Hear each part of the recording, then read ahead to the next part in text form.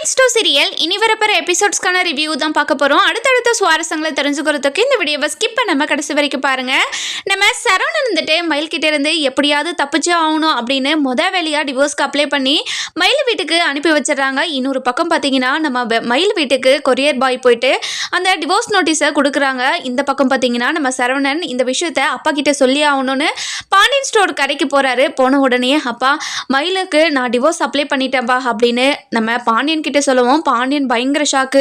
அதுக்கப்புறம் என்ன மயில இருந்துட்டு கொரியர் பாய் கிட்ட இருந்து அந்த நோட்டீஸை வாங்கி பிரிச்சு பாக்குறாங்க. பார்த்த உடனே நம்ம மயிலுக்கு பயங்கர ஷாக்கு.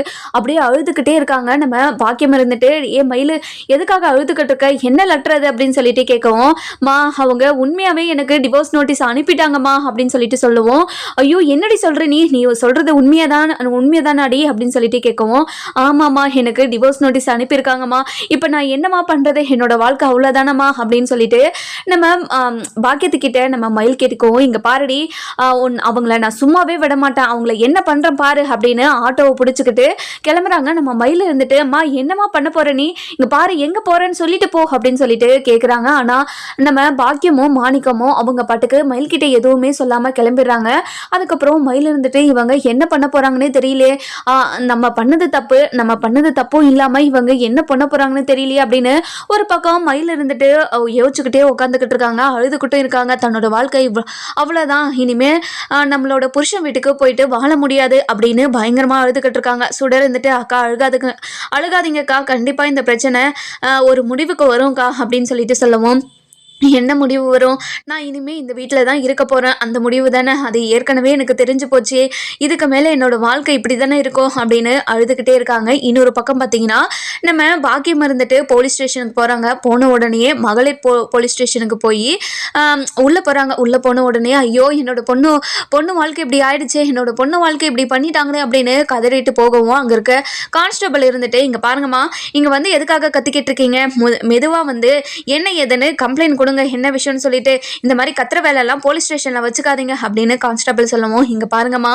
என்னோட பொண்ணோட வாழ்க்கை அந்தரத்துல தொங்கும் போது எனக்கு கஷ்டமா இருக்காதா, என்னோட ஆதங்கத்தை இப்படிதான் நான் கொட்ட முடியும் அப்படின்னு நம்ம பாக்கியம் இருந்துட்டு போலீஸ் ஸ்டேஷன்ல கத்தவும், இங்க பாருமா மேடம் உள்ள இருக்காங்க, போயிட்டு மேடம் கிட்ட கம்ப்ளைண்ட் கொடுங்க, என்ன கேஸ்ன்னு சொல்லிட்டு அப்படின்னு சொல்லவும், அதுக்கப்புறம் என்ன உள்ள போறாங்க. உள்ள போன உடனே பெரிய ஆஃபீஸர் கிட்ட பேசுறாங்க. இங்க பாருங்க மேடம், என்னோட பொண்ணு கிட்ட வரதட்சணை பத்தலன்னு பணம் கொண்டு வா, நகை கொண்டு வான்னு என் பொண்ணுக்கிட்ட அடிக்கடிக்கு என்கிட்ட சொல்லி அனுப்பிட்டே இருப்பாங்க. இப்போ என்னால் கொடுக்க முடியலன்றதுக்காக என்னோட பொண்ணுக்கு டிவோர்ஸ் நோட்டீஸ் அனுப்பிட்டாங்க மேடம். அந்த குடும்பத்தில் இருக்கிற எல்லாருமே பணத்தாசு பிடிச்ச பேய்ங்க அப்படின்னு சொல்லிட்டு என்னென்னமோ போலீஸ் ஸ்டேஷனில் வாய்க்கு வந்ததெல்லாம் உருட்டிட்டு இருக்காங்க. நம்ம பாக்கியம் இருந்துட்டு இதெல்லாம் கேட்ட போலீஸில் இருந்துட்டு, இங்கே பாருங்கம்மா, உங்கள் பொண்ணுக்கு கண்டிப்பாக ஒரு நியாயத்தை வாங்கி கொடுக்குறேன், நீங்கள் கவலையே படாதீங்க அப்படின்னு போலீஸ் ஒரு பக்கம் நம்பிக்கை கொடுக்கவும், நம்ம பாக்கியத்துக்கு பயங்கர சந்தோஷம். இனிமே அவங்கள ஒவ்வொருத்தரையும் நான் வச்சுக்கிறேன், என்ன பண்றேன்னு மட்டும் பாரு அப்படின்னு மனசுக்குள்ளேயே ஒரு மாதிரி கேவலமான புத்தியோடு இருக்காங்க. அதுக்கப்புறம் என்ன, அந்த போலீஸ் இருந்துட்டு கான்ஸ்டபிள் போலீஸ் கிட்ட எல்லாம், இங்க பாருங்க, அந்த குடும்பத்துல இருக்கிற ஒருத்தரையுமே விடாதீங்க, எல்லாருமே கூட்டிட்டு வாங்க அப்படின்னு சொல்லி அனுப்பி வச்சிடறாங்க. ஒரு பக்கம் கடைக்கு பாண்டியன் ஸ்டோர் கடைக்கு போறாங்க, இன்னொரு பக்கம் வீட்டுக்கு போறாங்க. வீட்டுக்கு போன உடனே நம்ம கோமதி கிட்ட, இங்க பாருங்கம்மா, உங்க மேல உங்க மருமக கம்ப்ளைண்ட் கொடுத்துருக்காங்க, அதனால உங்களை எல்லாரையும் அரெஸ்ட் பண்ண வந்திருக்கோம் அப்படின்னு சொல்லிட்டு சொல்லவும், இங்க பாருங்க மேடம், நாங்க எந்த தப்புமே பண்ணல, எந்த தப்பும் பண்ணாம நீங்க எப்படி எங்களை அரெஸ்ட் பண்ணிட்டு போகலாம், இங்க பாருங்க அதெல்லாம் பண்ணவே முடியாது, நாங்க வரமாட்டோம் அப்படின்னு ஒரு பக்கம் நம்ம கோமதி இருந்துட்டு அழுதுகிட்டு பேசுவோம். ராஜி நம்ம மீனா எல்லாமே பயங்கர ஷாக்கில் பார்க்குறாங்க. என்ன இப்போ மயிலக்கா இப்படியெல்லாம் பண்ணுவாங்களாம், இப்படி பண்ணுவாங்கன்னு நம்ம நினச்சி கூட பார்க்கல, இந்த அளவுக்கா பண்ணுவாங்க அப்படின்னு ஒரு பக்கம் மயிலும் ராஜியும் மீனாவும் ராஜியும் நினச்சிக்கிட்டு இருக்காங்க. அதுக்கப்புறம் நம்ம கோமதி இருந்துட்டு, இங்கே பாருங்க மேடம், இங்கே பாருங்க, நீங்கள் ஏதோ பேசுறதா இருந்தாலையும் போலீஸ் ஸ்டேஷனில் வந்து பேசுங்க அப்படின்னு எல்லாருமே கூட்டிகிட்டு இழுத்துட்டு வெளியே வராங்க. வெளியே வந்த உடனே எதிர் வீட்டில் இருக்கிறவங்க சக்திவேலு, முத்துவேலு, அதுக்கப்புறம் காந்திமதி, முத்து, மாரி அப்படின்னு எல்லாருமே வந்து நிற்கிறாங்க. இருக்காங்க. நம்ம போலீஸ் இருந்துட்டு கோமதியை பிடிச்சி இழுத்துக்கிட்டு வரவும் இதை பார்த்து நம்ம ஆம், காந்திமதி இருந்துட்டு இங்க பாருங்க மேடம், எதுக்காக என்னோட பொண்ணை எதுக்காக அரெஸ்ட் பண்றீங்க, என்ன விஷயம் அப்படின்னு சொல்லிட்டு கேட்கவும், அதுக்கப்புறம் யார் பேச்சையும் கேட்காம அந்த போலீஸ் இருந்துட்டு எல்லாருமே கூண்டோட தூக்கிட்டு போலீஸ் ஸ்டேஷனுக்கு கிளம்பிடுறாங்க. இன்னொரு பக்கம் பார்த்தீங்கன்னா நம்ம பாண்டியன் ஸ்டோர் கடைக்கு போறாங்க போலீஸ் ஒரு சிலர். அதுக்கப்புறம் அவங்க போயிட்டு நம்ம பாண்டியனும் அரெஸ்ட் பண்ணிட்டு வந்துடுறாங்க. இந்த விஷயம் தெரிஞ்ச நம்ம பழனிக்கு பயங்கர ஷாக்கு. என்ன மச்சானையும் மச்சான் குடும்பத்தில் இருக்கிறவங்களையும் எல்லாருமே அரெஸ்ட் பண்ணிட்டாங்களா, என்ன விஷயமா அரெஸ்ட் பண்ணிட்டாங்க அப்படின்னு சொல்லிட்டு கேட்கவும் யாரும் எதுவும் சொல்லாததுனால நம்ம பழனி இருந்துட்டு வேலையா இப்போ நம்ம போலீஸ் ஸ்டேஷனுக்கு கிளம்ப போறாரு. நம்ம சுகன்யா இருந்துட்டு இங்க பாருங்க, திரும்ப திரும்ப அந்த குடும்பத்தில் போயிட்டு நீங்க எதுக்காக அசிங்கப்பட்டு வரணும், இங்க பாருங்க நீங்க போகக்கூடாது, இங்க பாருடி எனக்கு இத்தனை வருஷமா சோறு போட்டு வளர்த்தவங்க, அவங்க ஒரு நாள் ஏதோ கோபத்துல பேசிட்டாங்கன்றதுக்காக அவங்களெல்லாம் இப்படியெல்லாம் விட்டுட்டு வர முடியாது என்னால, இங்க பாரு நீ இந்த விஷயத்துல ஏதாச்சும் தலையிட்ட உனக்கு அவ்வளவுதான் நடக்கிறதே அப்படின்னு பயங்கர கோபத்தோட சொல்லவும், அதுக்கப்புறம் என்ன நம்ம பாண்டியனை பிடிச்சி இழுத்துட்டு தரன்னு வண்டியில் ஏற்றிக்கிட்டு போலீஸ் ஸ்டேஷன் போயிடுறாங்க. போன உடனே நம்ம பாக்கியத்தை பார்த்துறாங்க. பாக்கியம் இருந்துட்டு இங்கே பாருங்கள், என்னோட பொண்ணுக்கு நீங்கள் பண்ண அநியாயத்துக்கு நீங்கள் பதில் சொல்லியே ஆகணும், இங்கே பாருங்கள் கண்டிப்பாக எங்களால் டிவோர்ஸ் எல்லாம் கொடுக்கவே முடியாது, நீங்கள் என்னோட பொண்ணை ஏற்றுக்கிட்டு உங்கள் வீட்டுக்கு கூட்டிகிட்டு போய் தான் ஆகணும் அப்படின்னு சொல்லிட்டு பாக்கியம் இருந்துட்டு பாண்டியன் ஸ்டோர் குடும்பத்தில் இருக்கிறவங்க எல்லாருக்கிட்டையும் சொல்லவும், இதை கேட்ட நம்ம சரவணன் பயங்கர கோவத்தோட இங்கே பாருங்கள் நீங்கள் பண்ண தப்பெல்லாம் மறைச்சிட்டு இந்த மாதிரி கேவலமாக நடிக்கிறீங்களே, உங்களுக்கு அசிங்கமா இல்லையா அப்படின்னு சொல்லிட்டு கேட்கவும், இங்க பாருங்க மேடம், நீங்க இருக்கும் போதே என்னென்னலாம் பேசுறாங்கன்னு பாருங்க மேடம், நாங்க தப்பு பண்ணோமா, நாங்க என்ன தப்பு பண்ணோம், நாங்க எந்த தப்புமே பண்ணல, எந்த தப்பும் பண்ணாதவங்களே இப்படி அசிங்கப்படுத்தி அவமானப்படுத்தி இப்படி பணத்துக்காக இப்படி எல்லாம் பண்ணிக்கிட்டு இருக்காங்க மேடம் அப்படின்னு சொல்லிட்டு நம்ம பாக்கியம் இருந்துட்டு வாய் கூசாம போய் சொல்லிக்கிட்டே இருக்காங்க. இதெல்லாம் கேட்ட பாண்டியன் இருந்துட்டு பயங்கர கோவத்துல போலீஸ் ஸ்டேஷன்ல இருக்கோம், இப்போதைக்கு நம்ம எதுவுமே பேச முடியாது அப்படின்னு அமைதியா நின்றுட்டு இருக்காரு. அதுக்கப்புறம் சரந்துட்டு இங்க பாருங்க மேடம், அதாவது இவங்க கிட்ட நாங்கள் வரதட்சணையும் கேட்க கிடையாது, எதுவுமே பண்ண கிடையாது, இவங்க தான் ஏகப்பட்ட பொய்ய சொல்லி எனக்கு கல்யாணம் பண்ணி வச்சுட்டாங்க, இப்படி ஒருத்தி கூட என்னால் வாழ முடியாதுன்னு இவங்க வீட்டுக்கே அனுப்பி வச்சுட்டேன் அப்படின்னு சொல்லவும், இங்கே பாருங்க என்ன பொய் சொல்லி உங்களுக்கு கல்யாணம் பண்ணி வச்சாங்க இவங்க அப்படின்னு சொல்லிட்டு சொல்லவும், நடந்த விஷயத்தெல்லாம் ஒவ்வொன்றா போலீஸ்கிட்ட சொல்கிறாங்க. இங்கே பாருங்க மேடம், அதாவது நாங்கள் இவங்கள பொண்ணு கேட்க போகும்போது இவங்க பிஏ படிச்சிருக்காங்க, அது மட்டும் இல்லாமல் என்னோட வயசு சின்னவங்க நல்லா சொன்னாங்க, அதுக்கப்புறம் கொஞ்ச நாள் கழிச்சு எங்கள் வீட்டுக்கு வந்தாங்க, வீட்டுக்கு வந்து கல்யாணம் பண்ணி வீட்டுக்கு வந்த உடனே வேலைக்கு போகிறேன்னு சொல்லிட்டு ஒரு இடத்துக்கு போனாங்க, அங்கே வேலை கிடைக்கலன்னு சொல்லிட்டு என்னோட அப்பா வந்து வேலைக்கு ஏற்பாடு பண்ணி கொடுத்தாரு. ஆனால் அந்த இடத்துல நான் செய்ய மாட்டேன், எனக்கு சர்டிஃபிகேட் தொலைஞ்சிருச்சு, பஸ்ஸில் வரும்போது தொலைஞ்சிருச்சு, அப்படி இப்படின்னு என்கிட்ட என்னென்னமோ கதையை அடிச்சுட்டு இப்போது என்ன சொல்கிறாங்கன்னு தெரியுங்களா மேடம் அப்படின்னு சொல்லிட்டு கேட்கவும், இங்கே பாருங்கள் உங்கள் கதையெல்லாம் என்கிட்ட சொல்லிக்கிட்டு இருக்காதீங்க, நேராக விஷயத்துக்கு வாங்க அப்படின்னு சொல்லிட்டு சொல்லவும், இங்கே பாருங்கள் மேடம் நேராக நான் விஷயத்துக்கு தான் வரேன், இங்கே பாருங்கள் சொல்கிற பாருங்க, இவங்க ப்ரெக்னெண்ட்டாக இருக்கணும்னு போய் சொல்லி என்னை ஏமாத்தினதும், வயசில் சின்னதாக அதாவது வயசில் பெரியவங்கன்றது சொல்லி ஏமாத்தினதும், அது மட்டும் இல்லாமல் இவங்க பிஏ படிச்சிருக்கிறது சொன்னதுனால எதுவுமே எனக்கு பிரச்சனை கிடையாது, எல்லா விஷயத்தையும் எனக்கு முன்னாடியே சொல்லியிருந்தா எந்த பிரச்சனையுமே இல்லையே, அந்த 3 பொய்யை மறைக்கிறதுக்காக எங்கள் குடும்பத்துக்கு வந்ததுலேருந்து இப்போ வரைக்கும் பொய் மேலே பொய் தான் சொல்லிக்கிட்டே இருக்காங்க, இவங்க பொண்ணை வேணால் கூட்டிகிட்டு வந்து கேளுங்கப்பா மேடம், அந்த அவங்க பொண்ணை கேட்டால் எல்லா விஷயமும் தெரியும், அவங்க பொண்ணே எல்லா விஷயத்தையும் ஒத்துக்குச்சு அப்படின்னு சொல்லிட்டு போலீஸ்கிட்ட சொல்லவும், இங்கே பாருங்கம்மா உங்களோட பொண்ணு உங்கள் பொண்ணு கம்ப்ளைண்ட் கொடுத்தாதான் இந்த கம்ப்ளைண்ட்டை எடுக்க முடியும் அப்படின்னு ஒரு பக்கம் போலீஸ் சொல்லவும், இங்க பாருங்க மேடம் அந்த பொண்ணை மிரட்டி பயம் கொடுத்து வச்சிருக்காங்க, கண்டிப்பா அவங்களுக்கு சாதகமாக தான் பதில் சொல்லுவா, இங்க பாருங்க மேடம் அவங்க பேச்செல்லாம் நம்பாதீங்க மேடம், என்னோட பொண்ணு ரொம்ப பாவம், எங்ககிட்ட இருந்து காசெல்லாம் புடிங்கி எல்லாம் சொத்து சேர்த்து வச்சுக்கிட்டு இப்போ எங்ககிட்ட எதுவுமே இல்லாதப்போ என் பொண்ணை வெளியே அனுப்பி விடுறாங்க, இப்போ இதெல்லாம் என்ன நியாயம் சொல்லுங்க, இப்போ நாங்கள் வாடகை வீட்டில் வர அளவுக்கு ஆயிடுச்சு, அங்கங்கே கடன் வாங்கி என்னோட பொண்ணுக்கு சீர் செஞ்சு கல்யாணம் பண்ணி கொடுத்து அப்பப்போ சீரும் பணமோ நகையோ அப்பப்போ கொடுத்து அனுப்பியும் அவங்களுக்கு பத்தாம இப்போ எங்களுக்கு எங்கள் வீட்டவே விற்று அவங்களுக்கு எல்லா காசும் செட்டில்மெண்ட் பண்ணி இப்போ நாங்கள் வாடகை வீட்டில் தான் இருக்கோம் அப்படின்னு போலீஸ்கிட்ட வாய்க்கு வந்தபடி என்னென்னமோ சொல்லிக்கிட்டே இருக்காங்க. இதை கேட்டு நம்ம கோமதி இருந்துட்டு இங்கே பாருங்க மேடம் இவங்க பொண்ணை கூப்பிட்டு நீங்கள் கேட்டீங்கன்னா கண்டிப்பாக எல்லா உண்மையும் தெரியும், இவங்க சொல்கிறத வச்சு நீங்கள் எப்படி மேடம் எங்களை அரெஸ்ட் பண்ணிட்டு வந்தீங்க, நீங்கள் விசாரிக்க மாட்டீங்களா மேடம் அப்படின்னு அப்படின்னு சொல்லிட்டு சொல்லவும், இங்க பாருங்கம்மா, இப்போ நாங்க 2 பேரையும் விசாரிக்கிறதுக்காக தான் கூட்டிட்டு வந்திருக்கோம். இங்க பாருங்கம்மா, உங்க பொண்ண வர சொல்லுங்க ஃபோன் பண்ணி அப்படின்னு சொல்லிட்டு கேட்கவும், இங்க பாருங்க மேடம், இங்க பாரும்மா, திரும்ப திரும்ப சொன்னதே சொல்லிக்கிட்டே இருக்காத. உன்னோட பொண்ண கூட்டிட்டு வா. உன் பொண்ணு என்ன சொல்றான்னு கேட்டா தான் இந்த பிரச்சனைக்கு முடிவே வரும் அப்படின்னு ஒரு பக்கம் போலீஸ் சொல்லவும், அதுக்கப்புறம் நம்ம பாக்கியம் இருந்துட்டு யோசிச்சுக்கிட்டே இருக்காங்க. இங்க பாருங்க மேடம், அவங்க பொண்ணு வந்தா எல்லா உண்மையும் வெளியே வந்துரும்ல, அதனால தான் பார்த்துக்கிட்டு நின்றுட்டே இருக்காங்க. எங்களை போலீஸ் ஸ்டேஷனுக்கும் வீட்டுக்கும் அலைய வைக்கிறது தான் அவங்களோட எண்ணமே. அவங்க அவங்க அவங்க பேச்சை கேட்டுட்டு உங்க டைமை தான் நீங்க வேஸ்ட் பண்ணிக்கிட்டு இருக்கீங்க அப்படின்னு நம்ம செந்தில் ஒரு பக்கம் சொல்லவும், இங்க பாருங்க, நீங்க யாருமே பேசாதீங்க, அந்த பொண்ணு வர வரைக்கும் நீங்க யாருமே வாயை திறக்கவே கூடாது அப்படின்னு சொல்லிட்டு பேசிக்கிட்டு இருக்காங்க. அந்த நேரம் பார்த்து போலீஸ் இருந்துட்டு பாக்கியத்துக்கிட்டே, இங்க பாருங்கம்மா, நீங்க மயிலோட, அதாவது உங்க பொண்ணோட நம்பர் கொடுங்க, நான் பேசுறேன் அப்படின்னு சொல்லிட்டு நம்பர் வாங்குறாங்க. நம்பர் வாங்கி நம்ம மயிலுக்கு கால் பண்றாங்க. கால் பண்ண உடனே மயிலும் அட்டன் பண்ணி, ஹலோ, யாருங்க பேசுறது அப்படின்னு சொல்லிட்டு கேட்கவும், இங்க பாருங்கம்மா, நாங்க மகளிர் போலீஸ் ஸ்டேஷன்ல இருந்து கால் பண்றோம். உங்க அம்மா வந்து உங்க மாமியார் வீட்டுல இருக்கிறவங்க மேல எல்லாம் கம்ப்ளைண்ட் கொடுத்துருக்காங்க. அதனால நீங்க வந்து நேர்ல வந்து என்ன நடந்துச்சு ஏது நடந்துச்சுன்னு எல்லா விஷயத்தையும் சொல்லணும் அப்படின்னு சொல்லிட்டு மயிலை கூப்பிடுறாங்க. மயில் இருந்துட்டு, என்ன மேடம் சொல்றீங்க, எங்க அம்மா எங்க மாமியார் வீட்டு மேல கம்ப்ளைண்ட் கொடுத்துருக்காங்களா, என்னன்னு கொடுத்துருக்காங்க மேடம் அப்படின்னு சொல்லிட்டு கேட்கவும், உங்க மாமியார் வந்து உங்ககிட்ட வரதட்சணை குடும்பம் பண்றதாகவும், அடிக்கடிக்கு பணம் கேட்டோம், நகை கேட்டோம், உங்க வீட்டுக்கு அனுப்புறதாகவும் எங்க கிட்ட கம்ப்ளைண்ட் கொடுத்துருக்காங்க.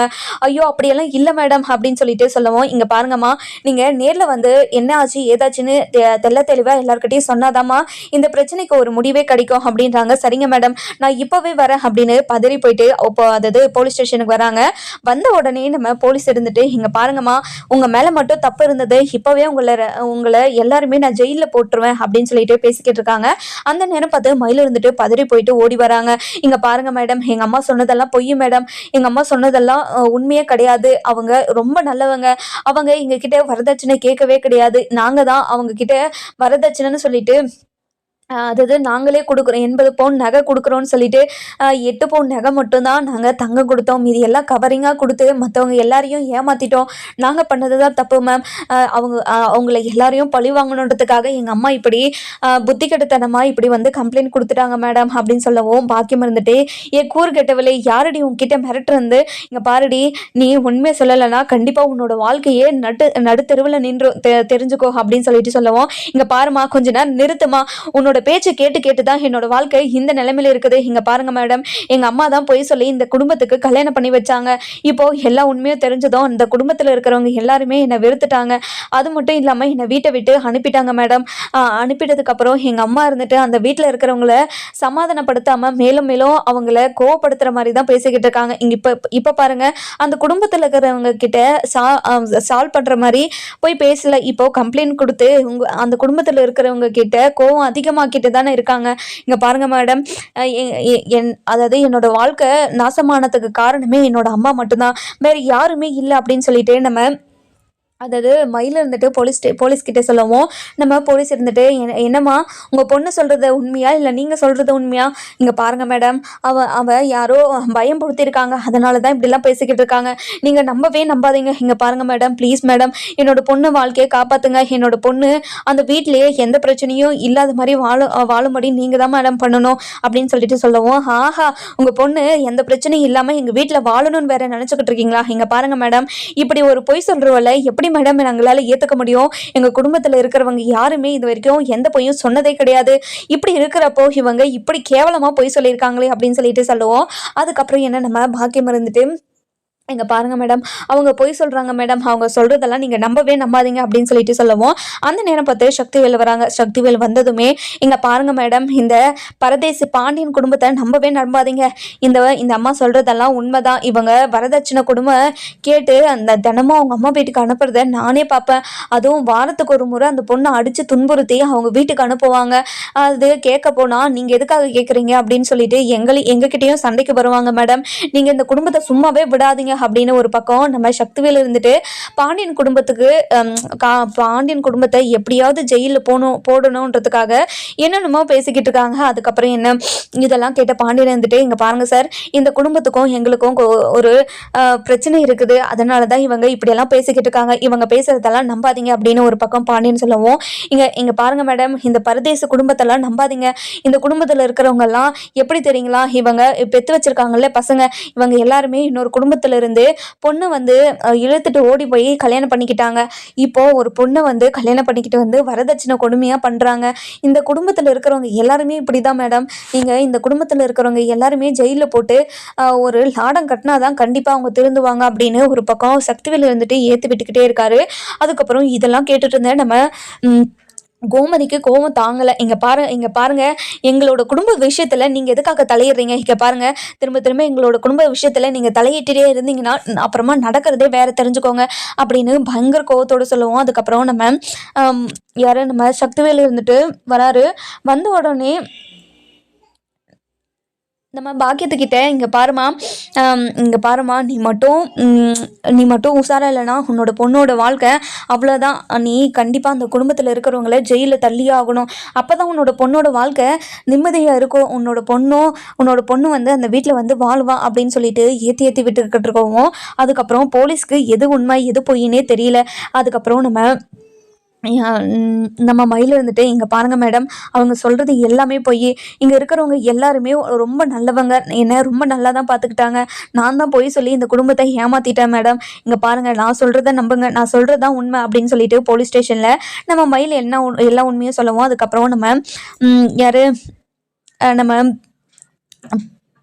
பழனி இருந்துட்டு உள்ளே வராரு. உள்ளே வந்த உடனே நம்ம பழனி இருந்துட்டு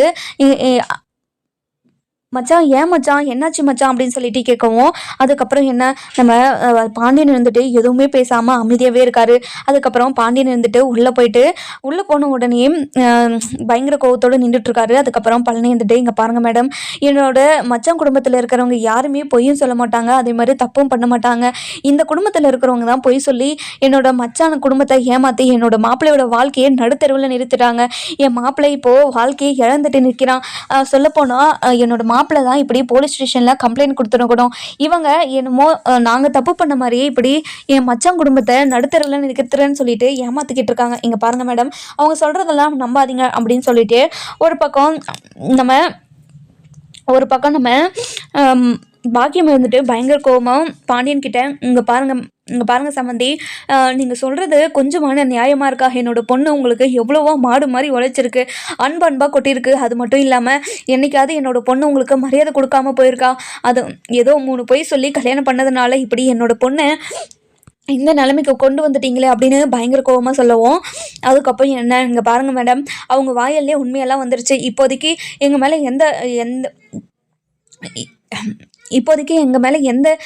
எந்த சந்தேகமும் உங்களுக்கு இல்லை, எங்கள் மேலே தப்பு இல்லைன்னு இப்போ உங்களுக்கு புரிஞ்சிருச்சா அப்படின்னு சொல்லிட்டு கேட்கவும், இங்கே பாருங்கள் சார், அவங்க சொல்கிறதெல்லாம் கேட்டு உங்கள் குடும்பத்தில் இருக்கிறவங்கள அரெஸ்ட் பண்ணிட்டு வந்தது தப்பு தான் சார், சாரி சார் அப்படின்னு சொல்லிட்டு சொல்லுவோம். இங்கே பாருங்கள் மேடம், எல்லாத்தையும் விசாரிச்சுட்டு அதுக்கப்புறம் என்னென்ன பாருங்கள் மேடம் அப்படின்னு சொல்லிட்டு ஒரு பக்கம் நம்ம பாண்டியன் இருந்துட்டு போலீஸ்கிட்ட சொல்லவும், அதுக்கு சக்திவேல் இருந்துட்டு இங்கே பாருங்கள் மேடம், அந்த குடும்பத்தில் இருக்கிற எல்லாருமே நீங்கள் அரெஸ்ட் பண்ணுங்கள் மேடம், அப்போ தான் அந்த குடும்பத்தில் இருக்கிறவங்களுக்கெல்லாம் புத்தி வரும் அப்படின்னு சொல்லிட்டு சொல்லுவோம். இங்கே பாருங்கள் சார், நீங்கள் கொஞ்ச நேரம் அமைதியாக இருங்க. நீங்கள் வந்ததுலேருந்து அந்த குடும்பத்தில் இருக்கிறவங்கள எப்படியாவது ஜெயிலில் தள்ளி ஆகணுன்றதுக்காக தான் பேசிக்கிட்டு இருக்கீங்க, வேறு எதுக்காகவும் பேசலைன்னு நல்லாவே தெரியுது. நீங்கள் உங்கள் குடும்பத்துக்கும் அவங்களுக்கும் என்ன பிரச்சனைலாம் எங்களுக்கு தெரியாது. உங்கள் குடும்ப பிரச்சனைலாம் எடுத்துகிட்டு வந்து இங்கே நிறுத்தாதீங்க. இப்போ அந்த குடும்பத்தில் இருக்கிறவங்க யாருமே எந்த தப்புமே பண்ணலைன்னு அந்த பொண்ணியை சொல்லிருச்சு. இங்கே பாருங்கம்மா, நீங்கள் பொய் கம்ப்ளைண்ட் கொடுத்ததுனால நீங்கள் ஒரு மாதம் நீங்கள் ஜெயிலில் இருந்து தான் ஆகணுமா அப்படின்னு சொல்லிட்டு நம்ம பாக்கியத்துக்கிட்ட சொல்லுவோம். பாக்கியம் இருந்துட்டு பயங்கர ஷாக் ஆகிடுறாங்க. இங்கே பாருங்கள் மேடம், தப்பு பண்ணவங்கலாம் அவங்க மேடம், தப்பு பண்ணாது என்ன போயிட்டு ஜெயிலில் அடைக்கிறனெல்லாம் சொல்கிறீங்களே மேடம், ஏன் மேடம் இப்படியெல்லாம் பண்ணுறீங்க அப்படின்னு சொல்லிட்டு ஒரு பக்கம் நம்ம பாக்கியம் இருந்துட்டு பயங்கர கோபமாக சொல்லவும், அதுக்கப்புறம் நம்ம பாக்கியம் இருந்துட்டு ரொம்ப கோபமாக சொல்லுவோம். பாக்கியத்துக்கிட்ட போலீஸ் இருந்துட்டு இங்கே பாருங்கம்மா, இப்படி கேவலமாக பொய் சொல்கிறதுக்கு உங்களுக்கு எப்படிம்மா மனசு வந்துச்சு? உங்களோட பொண்ணோட வாழ்க்கையை நினச்சி நீங்கள் கொஞ்சம் கூட வருத்தவே பட மாட்டீங்களா? இப்போ வரைக்கும் நீங்கள் பொய் சொல்லிக்கிட்டே தான் இருக்கீங்க. நீங்கள் பொய் சொல்ல உங்களோட பொண்ணோட வாழ்க்கை நடுத்தருவில் தான் நிற்கும். இங்கே பாருங்கம்மா, நீங்கள் இவ்வளோ பொய் சொல்லிட்டீங்க, ஏதோ குடும்ப சூழ்நிலையால் பொய் சொல்லிட்டோம், எங்களை மன்னிச்சிடுங்க, இனிமேல் எந்த பொய்யும் சொல்ல மாட்டோம்னு அந்த குடும்பத்தை கன்வின்ஸ் பண்ணாமல் இப்படி கேவலமாக போலீஸ் ஸ்டேஷன்லாம் இப்படிலாம் வந்து நிற்கிறீங்களே, உங்கள் மேலே இருக்க கோவம் இன்னும் அதிகமாக தானே ஆகும். அவங்க எப்படி உங்கள் பொண்ணு ஏற்றுக்கணும்னு நினைப்பாங்க சொல்லுங்கள் அப்படின்னு சொல்லிட்டு பாக்கியத்துக்கிட்ட சொல்லுவோம். இங்கே பாருங்கள் மேடம், எனக்கு வழி தெரியாமல் தான் இப்படி வந்து நின்றுட்டேன் மேடம். என்னோட பொண்ணோட வாழ்க்கையை நீங்கள் காப்பாற்றுங்க மேடம். என்னோட பொண்ணு டிவோர்ஸ் ஆகி வீட்டில் உக்காந்தா இன்னொரு பொண்ணு வேற இருக்கு மேடம். அந்த பொண்ணுக்கு நான் எப்படி கல்யாணத்தை பண்ணி கொடுப்பேன் அப்படின்னு பாக்கியம் அழுதுகிட்டு பேசவும், இதெல்லாம் கேட்டேன் நம்ம கோமதி இருந்துட்டு, இங்கே பாருங்கள் மேடம், எங்கள் குடும்பத்தில் இருக்கிறவங்க எல்லாருமே நடுத்தெருவில் வச்சு அசிங்கப்படுத்திட்டாங்க, அவமானப்படுத்திட்டாங்க. அது மட்டும் இல்லாமல் இன்றைக்கி போலீஸ் ஸ்டேஷனில் கம்ப்ளைண்ட் கொடுத்து இப்படி ஊர் முன்னாடி எங்களை கேவலப்படுத்திட்டவங்கள எப்படி மேடம் எங்களால் இவங்களை ஏற்றுக்க முடியும்? இங்கே பாருங்கள் மேடம், அந்த கடவுளே வந்து சொன்னாலையும் இந்த பொய்க்காரியை நாங்கள் ஏற்றுக்கவே மாட்டோம். அது மட்டும் இல்லாமல் இவளுக்கு டிவோர்ஸ், சொன்ன பொய்யெல்லாம் கோர்ட்டில் சொன்னாவே கண்டிப்பாக இவளுக்கு டிவோர்ஸ் கொடுத்துருவாங்க அப்படின்னு சொல்லிட்டு ஒரு பக்கம் நம்ம பாக்கியம் கோமதி இருந்துட்டு சொல்லவும், அதுக்கப்புறம் போலீஸ் இருந்துட்டு, இங்கே பாருங்கம்மா, எங்களை மன்னிச்சிடுங்கம்மா அப்படின்னு சொல்லிட்டு அதுக்கப்புறம் நம்ம பாக்கியத்தையும் மாணிக்கம் நம்ம மயில் இவங்க 3 பேருமே போயிட்டு ஜெயிலில் அடைச்சிடுறாங்க. அடைச்ச உடனே நம்ம கோமதி இருந்துட்டு, இவங்களுக்கெல்லாம் இப்படி பண்ணாதான் புத்தி வரும், இப்படி பண்ணால் கூட இவங்களுக்கு புத்தி வரவே வராது. அதாவது இந்த தண்டனை முடிஞ்சு வெளியே வந்து கூட இவங்க யாருக்கு சந்தோஷத்தை கெடுக்கலாம், யாரை போய் சொல்லி ஏமாத்தலாம், இப்படி தான் நினச்சிக்கிட்டு இருப்பாங்க மேடம். இவங்கள லாடம் கட்டுங்க, அப்பதான் இவங்களுக்கு புத்தியே வரும் அப்படின்னு ஒரு பக்கம் நம்ம கோமதி வந்துட்டு சொல்லிக்கிட்டு இருக்கோம். பாண்டியன் வந்துட்டு, கோமதி நீ கொஞ்ச நேரம் அமைதியே இருக்கு கோமதி, நம்ம மேலே எந்த தப்பும் இல்லைன்னு ஆயிடுச்சுல்ல, நம்ம வீட்டுக்கு போகலாம் வா அப்படின்னு சொல்லிட்டு வீட்டுக்கு கூட்டிகிட்டு போகிறாங்க. வீட்டுக்கு போன உடனே நம்ம குளிர் இருந்துட்டு, இங்கே பாருங்கம்மா, எல்லாரையும் போலீஸ் கூட்டிகிட்டு போகிற அளவுக்கு என்னம்மா பண்ணிக்கிட்டு இருந்தீங்க? நம்ம பக்கம் இருக்கிற நியாயத்தெல்லாம் நீங்கள் சொல்ல வேண்டியதானே? இங்கே பாரடி, அதெல்லாம் சொல்லி தாண்டி நம்ம இப்போ வெளியவே இருக்கோம், அவங்க 3 பேரையும் களி தின்னுட்டு இருக்காங்க அப்படின்னு சொல்லிட்டு சொல்லவும், அதுக்கப்புறம் என்ன, வீட்டில் இருக்கிறவங்க எல்லாருமே பயங்கர கோவத்தோட மயில் மேலே இருக்கிற கோவத்தையெல்லாம் கொட்டி தீர்த்துக்கிட்டு இருக்காங்க. அதுக்கப்புறம் நம்ம பாக்கியம் இருந்துட்டு, இங்கே பாரடி மயில், உன்னோட வாழ்க்கை காப்பாற்றுறதுக்காக தாண்டி போலீஸ் ஸ்டேஷனுக்கு வந்துங்க, ஆனால் 3 பேருமே இப்போது போலீஸ் ஸ்டேஷனில் அடிச்சு வச்சுட்டாங்களேடி, இப்போ என்னடி பண்ணுறதுமா? நீ கொஞ்ச நேரம் அமைதியாக இருமா, உன்னால தான் என்னோட வாழ்க்கை இப்படி இருக்குதுன்னு கூட ஒரு குற்ற உணர்ச்சி கூட இல்லாமல் வந்து மனசாட்சியே இல்லாமல் போலீஸ் ஸ்டேஷனில் கம்ப்ளைண்ட் கொடுத்துருக்கே, உனக்கு வெக்கமா இல்லைம்மா? உன்னை அம்மானு சொல்கிறதுக்கே எனக்கு அசிங்கமாக இருக்குது, நிச்சய விடுமா அப்படின்னு சொல்லிட்டு சொல்லுவோம். ஏ மயில், ஏன்டி இப்படியெல்லாம் பேசுகிற? அம்மா உன்னோட வாழ்க்கையை காப்பாற்றுறதுக்கு தாண்டி இப்படியெல்லாம் பண்ணிச்சு அப்படின்னு சொல்லிட்டு சொல்லுவோம். இங்கே பாருமா, என்னோட வாழ்க்கையை காப்பாற்றுறதுக்கு பண்ணியா இல்லை அவங்கள பழி வாங்கிறதுக்காக பண்ணியா? என்னோட வாழ்க்கையை காப்பாற்றுறதுக்கு நீ பண்ணியிருந்தா என்ன பண்ணியிருக்கணும்? அவங்க கிட்ட போயிட்டு பொறுமையாக எடுத்து சொல்லியிருக்கணும். இதனால தான் பொய் சொன்னோம், எங்களை மன்னிச்சிடுங்க, இனிமேல் நாங்கள் பொய் சொல்ல மாட்டோம்னு நீ எடுத்து சொல்லியிருக்கணும். அவங்க ஏமாந்து போய் நின்றவங்க, அவங்க கோவப்பட தான் செய்வாங்க, அதுக்குன்னு நம்ம திரும்ப கோவப்பட முடியுமாம்மா? நம்ம தப்பு பண்ணியிருக்கோம்மா, அதுக்கு நம்ம பொறுத்து தான் போய் ஆகணும். அதை நீ பண்ணாமல் அவங்க இன்னும் கோவப்படுற மாதிரி தானே பண்ணி வச்சுக்கிற நீ. இங்கே பாரு, என்னோட வாழ்க்கை ஏதோ கொஞ்ச நாளில் சரியாயிடும்னு நினச்சேன், ஆனால் வாழ்க்கை முழுக்க நான் இப்படியே இருக்க வேண்டியதான். நீ எனக்கு அம்மாவை கிடைச்சல, அதுக்கு நான் என்னோட தலையெழுத்து நான் அனுபவிச்சு தானே ஆகணும் அப்படின்னு சொல்லிட்டு தலையில் அடிச்சுக்கிட்டு அழுதுகிட்டே இருக்காங்க. போலீஸ் இருந்துட்டு, இங்கே பாருமா, உங்கள் பொண்ணுக்கு இருக்க புத்தி கூட உங்களுக்கு இல்லையா? இப்படி பொய் சொல்லி கல்யாணம் பண்ணால் ஒரு நாள் வீட்டில் மாட்டி எல்லா பிரச்சனையும் வீட்டில் மாட்டிக்கிட்டா என்ன பண்ணுவாங்க, ஏது பண்ணுவாங்க யோசிச்சு பாத்தியம்மா? உங்க பொண்ணுக்கு இப்போ கல்யாணம் நடக்கணும், கல்யாணம் நடந்து வாழ்க்கையில சந்தோஷமா இருக்கணும்னு நினைச்சு பார்க்கலையாமா? உன் பொண்ணு சந்தோஷமா இருக்கணும்னு ஒரு நிமிஷம் கூட நினைச்சு பார்க்கலையாமா? அப்படி நீ நினைச்சு பார்த்திருந்தா இப்படி ஒரு பொய்யை சொல்லியிருக்க மாட்டியே, ஏன் இப்படி ஒரு பொய் சொல்லியிருக்க அப்படின்னு சொல்லிட்டு கேட்கும்போது, இங்க பாருங்க மேடம், என்னோட பொண்ணுக்கு கல்யாணம் ரொம்ப நாளா நடக்காம இருந்ததுனால இப்படி ஒரு பொய்யை சொல்லி கல்யாணம் பண்ணிட்டேன் மேடம். ப்ளீஸ் மேடம், எங்களை வெளியே விட்டுருங்க மேடம், நாங்க இனிமே எந்த தப்பும் பண்ண மாட்டோம் மேடம், மன்னிச்சிருங்க மேடம் அப்படின்னு சொல்லிட்டு சொல்லுவோம். இங்க பாருமா, நீ என்னவோ பண்ணிட்டு போ, ஆனால் எந்த தப்பும் இல்லாதவங்க மேலே இப்போது கம்ப்ளைண்ட் கொடுக்க வந்த பார்த்தியா, அதை மட்டும் என்னால் மன்னிக்கவே முடியாது. போய் கம்ப்ளைண்ட் கொடுக்குறவங்கள பார்த்தாவே எனக்கு அவ்வளோ எரிச்சல் வரும், அவங்கள நான் சும்மாவே விட மாட்டேன் மேடம். நான் பண்ணதெல்லாம் தப்பு தான் மேடம், என்னை மன்னிச்சிடுங்க மேடம், என்னை இந்த போலீஸ் ஸ்டேஷன்லேருந்து விட்டுருங்க மேடம், ப்ளீஸ் மேடம் அப்படின்னு சொல்லிட்டு கெஞ்சிக்கிட்டே இருக்காங்க. அதுக்கப்புறம் மயில் இருந்துட்டு, இங்கே பாருங்கள் மேடம், என்னோட வாழ்க்கை இங்கேவே இருக்கட்டும் மேடம், ப்ளீஸ் மேடம், எங்களை மட்டும் வெளியே விட்டுறாதீங்க. வெளியே விட்டால் என்னோட புருஷன் வீட்டுக்கு தான் போகணுன்னு எனக்கு தோணும். அங்கே போனால் என்னோட புருஷன் வீட்டுக்கு நான் போனால் என் புருஷன் நாங்கள் தான் காரணம்னு எழுதி வச்சுட்டு செத்துருவேன்னு சொல்கிறாரு. அவர் எங்கே செத்துருவாரோன்னு எனக்கு பயமாக இருக்குது மேடம். அதனால தான் நான் அந்த வீட்டுக்கு போகக்கூடாதுன்னு நினைக்கிறேன். என் புருஷனுக்கு ஏதாச்சும் பண்ணணும்னு நினச்சா இதை பண்ணுன்னு என் புருஷனே என்கிட்ட கேட்டார். அதனால தான் நான் இனிமேல் அந்த வீட்டுக்கு போகக்கூடாதுன்னு நினச்சிக்கிட்டு இருக்கேன். இனிமேல் என்ன இங்கேருந்து அனுப்பாதீங்க மேடம், நான் இங்கவே இருக்கேன், இங்கவே இருந்து என்னோட வாழ்க்கையை தொலைச்சிட்றேன் மேடம் அப்படின்னு சொல்லிட்டு சொல்லுவோம். இங்கே பாருமா, உனக்கு தண்டனை காலம் முடிஞ்சிச்சுன்னா கண்டிப்பாக நாங்களே அனுப்பி விட்டுருவோம். அதுக்கப்புறம் நீங்கள் எந்த தப்புமே பண்ணாமல் இருந்தால் சரிதான் அப்படின்னு சொல்லிட்டு ஒரு பக்கம் போலீஸ் இருந்துட்டு, நம்ம பாக்கியத்துக்கும் நம்ம மயிலுக்கும் ஆறுதல் அதாவது என்ன புத்திமதி சொல்லிக்கிட்டு இருக்காங்க. அதுக்கப்புறம் கோமதி குடும்பத்தில் இருக்கிற எல்லாருமே இடிஞ்சு போய் உட்காந்துக்கிட்டு இருக்காங்க. ஐயையோ கடவுளே இது என் குடும்பத்தில் இது வரைக்கும் இந்த மாதிரி ஒரு சம்பவம் நடந்ததே கிடையாது. என் பையன் வாழ்க்கையில் என்னெல்லாம் நடந்து போச்சு. ஐயோ சரவணா, உன்னோட வாழ்க்கை இப்படி ஆனதுக்கு காரணம் நாங்களும் ஒரு காரணமாக ஆயிட்டோமேடா, என்னை மன்னிச்சிடுறா சரவணா அப்படின்றாங்க. இங்கே பாருங்கம்மா, நீங்களும் ஏமாந்து போய் தானே நின்றுட்டு இருக்கீங்க. நீங்கள் எந்த தப்பும் பண்ணலையே. நீங்கள் எந்த தப்பும் பண்ணாம நீங்க எதுக்காக மன்னிப்பு கேட்கணும்? நீங்க மன்னிப்பு கேட்க வேண்டிய அவசியமே இல்லைம்மா அப்படின்னு ஒரு பக்கம் நம்ம பாக்கியம் சொல்லவும், நம்ம சரவணன் சொல்லவும், சரவணன் வந்துட்டு அதுக்கப்புறம் நம்ம பாண்டியன் வந்துட்டு, டே சரவணா என்ன மன்னிச்சிடறா, அப்பா பண்ண தப்பால தான் உன்னோட வாழ்க்கை இப்படியெல்லாம் ஆயிடுச்சு. ஒவ்வொரு நாளும் குடும்பம் சந்திச்சு இருக்கிற மாதிரி ஆயிடுச்சேடா, என்ன மன்னிச்சிடுறா சரவணா அப்படின்னு சொல்லிட்டு சொல்லவும், இங்க பாருங்கப்பா, இந்த பிரச்சனையெல்லாம் நடக்கக்கூடாதுன்னா உங்ககிட்ட எதுவுமே வாயை திறக்காம எனக்குள்ளேயே அந்த கஷ்டத்தெல்லாம் போட்டு நான் அமுக்கிக்கிட்டு இருந்தேன். ஆனா இப்போ சொல்ல வேண்டிய நிலைமை ஆயிடுச்சு. என்ன பண்றதுப்பா, என்ன மன்னிச்சிருங்கப்பா அப்படின்னு சொல்லிட்டு நம்ம பாண்டியன் கிட்டே சொல்லவும், இங்க பாருடா சரவணா, நீ என்கிட்ட மன்னிப்பு கேட்காதடா, நான் உங்ககிட்ட மன்னிப்பு கேட்கணும்னு சொல்லிட்டு மாத்தி தப்பு பண்ணிட்டேன்னு மன்னிப்பு கேட்டுட்டே இருக்காங்க.